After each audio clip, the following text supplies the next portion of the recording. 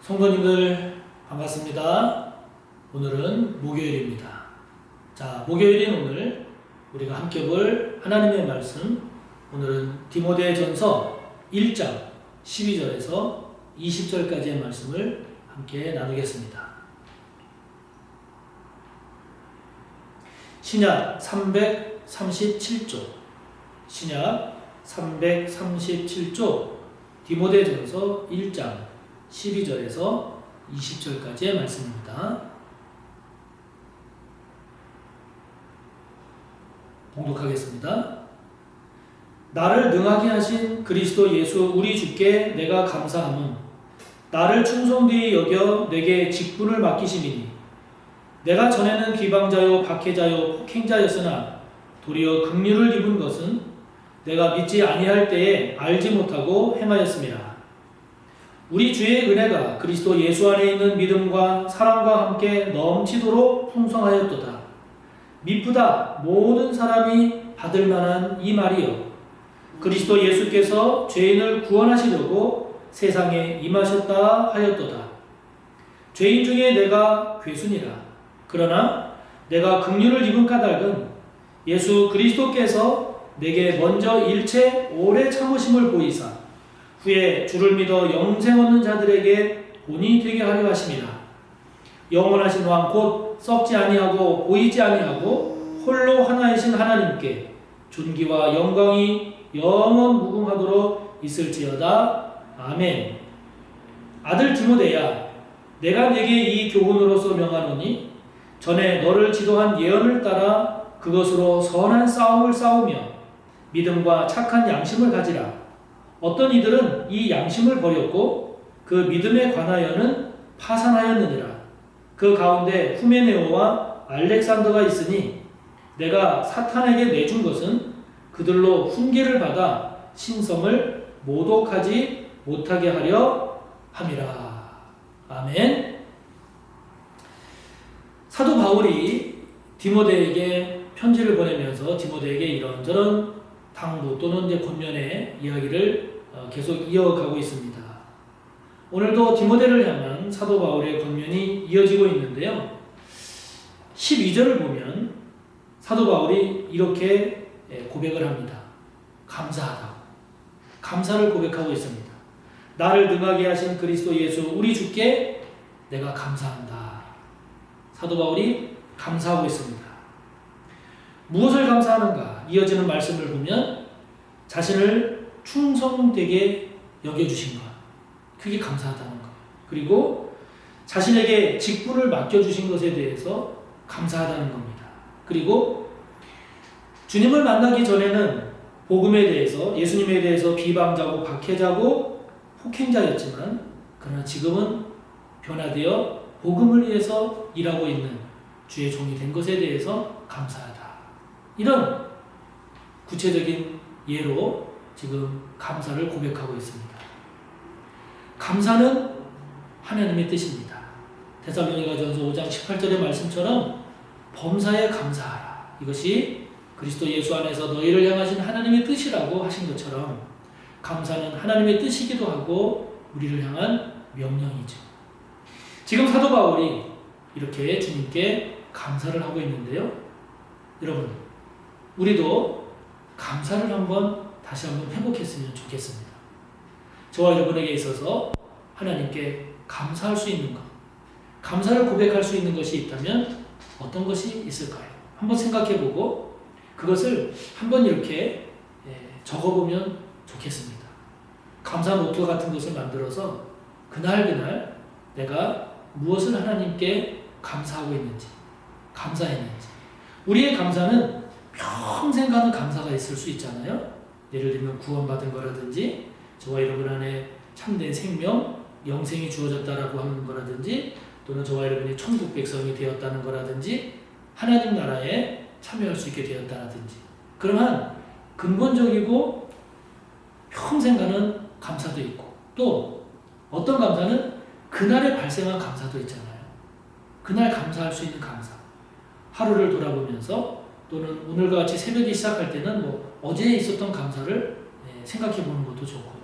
그래서 저와 여러분이 하나님 앞에 주님께 감사할 수 있는 것을 매일매일 기록해 보는 것도 굉장히 유익하고 그리고 복된 일이라 생각이 됩니다. 그래서 저와 여러분이 살아가면서 원망하고 불평하고 낙심할 일들도 있겠지만 그러나 그것으로 그치는 게 아니라 원망으로 그치는 게 아니라 불평으로 그치는 게 아니라 낙심으로 그치는 게 아니라 그래도 감사하다. 이렇게 감사의 삶으로 나아가면 얼마나 좋겠습니까? 저와 여러분 한번 감사를 회복하시고 그날 감사를 적어보는 그래서 감사의 삶을 사는 저와 여러분이 되시기를 바랍니다. 그러면서 사도 바울이 자신에게 임한 하나님의 은혜를 이야기해요. 자신이 그 은혜로 인하여 변화된 것을 고백합니다. 앞서 말씀드린 대로 자신은 그 전에는 비방자였다. 회방 박해자요 폭행자였다. 그러나 하나님의 긍휼을 입어서 내가 지금은 그와 정반대로 복음을 전하는 자 주의 일꾼이 되었다라고 이야기하죠. 그러면서 15절의 맨 마지막을 보면 자신을 표현할 때 자신은 죄인 중에 괴수라고 표현을 합니다. 자기는 지금 죄인 중에 괴수라는 거예요. 근데 여러분 이게 정작 본인이 그 죄인 중에 괴수였을 때는 그 사실을 몰랐어요. 미처 깨닫지도 못했고 오히려 그 죄인 중에 괴수된 역할을 더 열심히 더 열정적으로 했었죠. 그래서 은혜가 귀한 겁니다. 자신이 죄인 중에 괴수도 은혜가 임해야 그게 보이고요. 은혜가 임해야 그게 깨달아지고 은혜가 임해야 그게 고백되어지는 거죠. 그래서 우리가 은혜를 받아야 된다는 거예요. 은혜를 받는다는 게 뭐겠어요? 하나님의 눈으로 나를 본다는 거죠. 성령의 눈으로 나를 성찰한다는 거죠. 하나님의 관점으로 나를 보니 내가 얼마나 죄인이고 내가 얼마나 하나님 앞에 징계받아 마땅한 그런 자인지를 알게 되는 거죠. 깨닫게 되는 거죠. 그래서 자신은 지금 죄인 중에 괴수인데 그런 내가 긍휼을 입었다는 거예요. 하나님의 은혜를 입었다는 거죠. 그 내용이 무엇입니까? 우리가 잘 아는 대로 다메섹으로 가는 길에서 부활하신 주님을 만난 거예요. 그래서 변화된 겁니다. 그래서 복음의 회방자요 폭행자였던 그가 이제는 구원받은 자로서 은혜 입은 자로서 복음을 위해서 죽도록 헌신하는 자가 된 거죠. 이거는 은혜가 아니면 설명할 수가 없는 거예요. 은혜가 아니면 이루어질 수가 없는 거죠. 사도 바울은 고백합니다. 자신이 이렇게 된 것은 자신을 위해서도 물론 복이지만 더 복된 의미는 앞으로 믿을 사람들에게 자신이 좋은 본이 됐다 하는 거예요. 주님을 알기 전과 안 이후, 구원받기 전과 구원받은 후가 자기가 이렇게 달라졌다라고 하는 이 자신이 앞으로 예수님을 믿을 그 사람들을 위한 좋은 본이 되었다는 점에서 너무 기쁘고 감사하다라고 하는 거죠. 자, 그렇다면 저와 여러분에게 있어서 은혜 입어서 변화된 것이 무엇이 있습니까? 저와 여러분에게도 이런 간증이 있다면 얼마나 좋겠습니까? 만약에 변화된 간증이 없다라고 하면 그럼 여러분 우리의 신앙생활은 이게 지금 제대로 가고 있는 것인가 점검해야 되지 않겠습니까? 하나님의 은혜를 입었는데도 저와 여러분이 변화된 게 없다. 예나 지금이나 똑같다라고 하면 둘 중에 하나 아니겠어요? 그전에도 완벽한 사람이어서 은혜를 입은 지금도 완벽한 것이고 그것이 아니라고 한다면 그전에 많은 문제가 있고 죄인의 모습이었는데 은혜를 입었다고는 하지만 깨닫지 못하는 거 아니겠습니까? 그러면 그것이 진정 은혜 입은 자인가 돌아봐야 되지 않겠습니까? 저와 여러분에게 있어서 은혜로 인한 변화된 것이 있다면 뭘까요?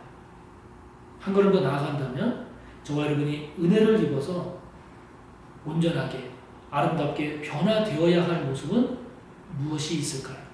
무엇이 변해야 될까요? 저와 여러분에게 있어서 죄인 중에 괴수라고 표현할 만한 그런 모습은 무엇일까요?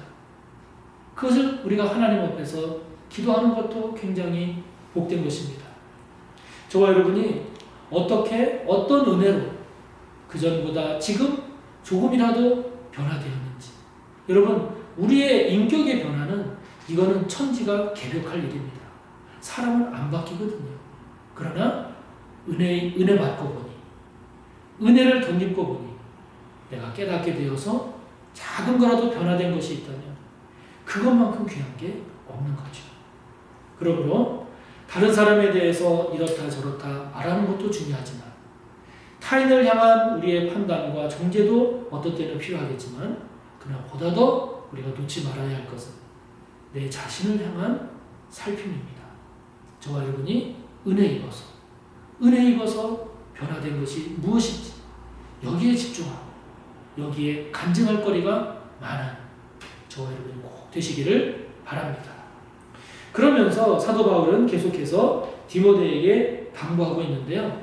디모데에게 사도 바울이 당부하고 있는 것은 무엇인고 하니 18절과 19절을 보면 이렇게 당부합니다. 디모데야, 선한 싸움을 싸워라. 디모데야, 믿음과 착한 양심을 가지라. 이것을 사도 바울이 디모데에게 권면하고 있습니다. 싸움을 싸우되 선한 싸움을 싸우라는 거예요. 여러분, 선하게 싸운다는 게 무엇입니까? 선한 싸움이 무엇입니까? 교회를 보호하기 위한 싸움이죠. 복음을 지키기 위한 싸움입니다.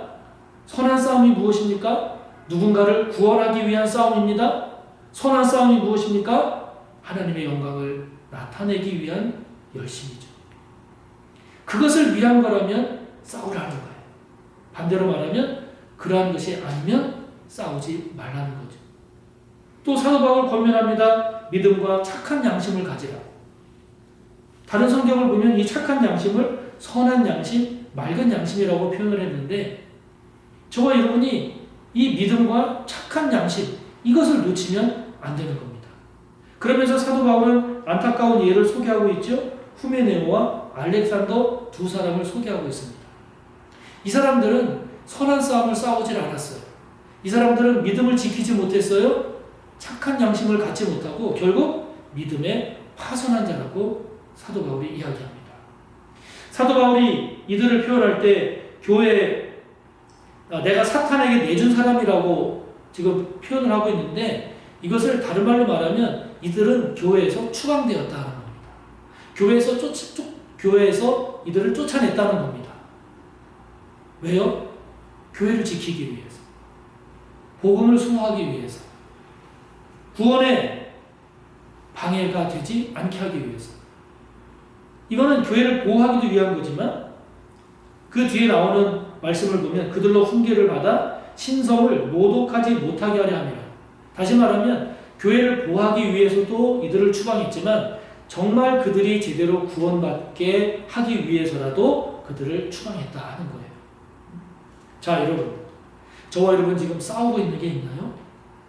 무엇인가 막 힘겨루기를 하고 있는 게 있나요? 여기서 우리가 살펴야 할 것은 그것이 선한 싸움이냐 하는 겁니다. 그것이 교회를 세우기 위한 것이냐 하는 겁니다. 그것이 복음을 지키기 위한 것이냐 하는 겁니다. 그것을 누군가가 구원받게 하기 위한 것이냐 하는 겁니다. 그것이 하나님의 영광을 위한 것이냐 하는 것이죠. 우리가 싸울 싸움은 선한 싸움입니다. 저와 여러분은 우리의 싸움이 선한 싸움이 되어야지 선한 싸움이 아닌 것을 가지고 싸우지 않는 저와 여러분이 되시기를 바랍니다. 싸움보다 중요한 것은 믿음을 지키는 겁니다. 착한 양심 갖는 겁니다. 후메네오와 알렉산더와 같이 파손된 믿음, 쫓겨난 믿음 되지 않기를 바라면서 오늘도 저와 여러분이 선한 싸움에 그리고 믿음과 착한 양심으로 오늘 하루를 또 남은 이 땅에서의 삶을 살기를 바랍니다. 오늘도 함께 나눈 말씀을 하나하나 묵상하며 기도하시고 또 하나님 앞에 아랠 기도의 제목들 힘있게 기도하시기 바랍니다. 감사합니다. 내일 뵙겠습니다.